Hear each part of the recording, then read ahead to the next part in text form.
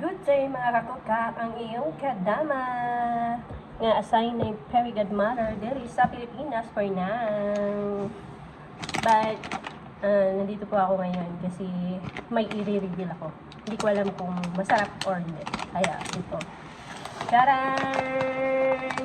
So, mochi po siya. Mochi Japanese style glutinous rice cake, salted flavor. So, yan po yung ano niya. So, i-reveal ko kung anong lasa nito. O masarap ba? O kawili-wili ba siyang kainin? Pero parang sa pagka ko, parang imitation siya. Hindi siya galing Japan. Kasi kay Regent Food na kasi siya. So, Regent na yung brand niya. At saka dito sa siya, manufactured by Regent Food Corporation, 88 Elizor Road, Black Kalawaan, SOR, Pasig City, Metro Manila, Philippines. So, galing na po siya, dito na po siya sa Pilipinas. Parang imitation na po siya. So, ito na. Pero may pa rin siya. May Japanese, pa rin siya dito, words. Siguro, na to? Kung i-open natin na. Bilangin natin. 1, 2, 3, 4, 5, 6,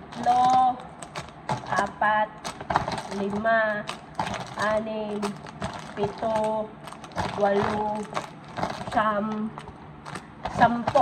So, 10 na po siya ang laman ng isang ganito.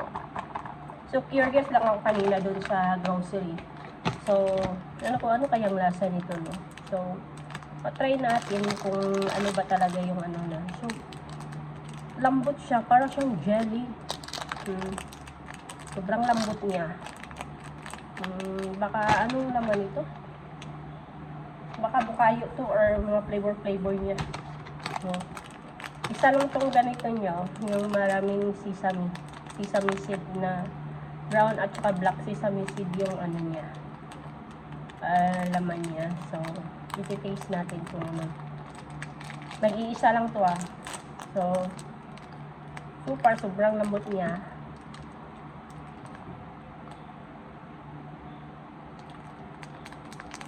Matamis siya, pero hindi siya masyado matamis.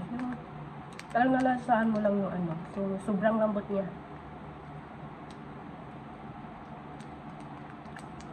Nasahan ko yung sesame. Try na naman natin itong yellow mochi.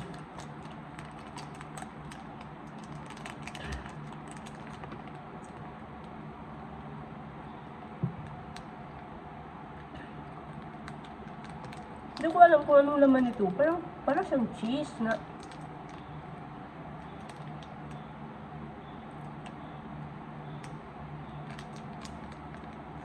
sobrang niya. Lambot. Lagkit din.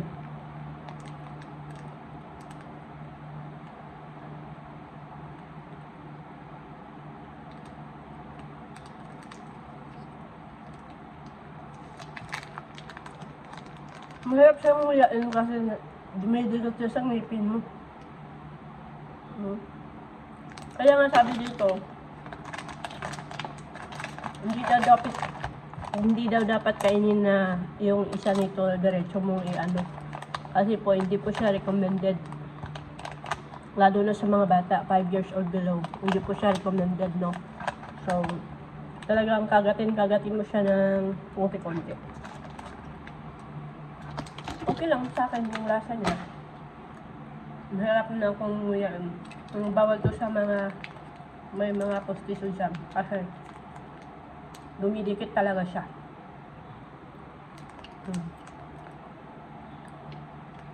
Okay lang yung lasa niya. Yung hindi masyadong mahilig sa matamis, okay to. Yung mahilig sa matatamis, hindi pwede. Kasi matabang to sa lasa nila. Pwede to siya pang sa tea. Baka kumbaga magti-tea ka, tapos ito yung isa-serve mo. Okay na okay to. Hindi ko siya masyadong gusto yung gustong Yung ano ng sesame seed. Same lang yung laman niya.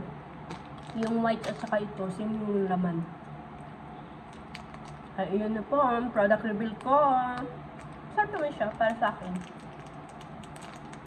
Pero kung magsaserve ka ng tea or coffee, yung coffee na walang sugar, pwede ito. Para to sa mga low, parang maglo-low yung sugar.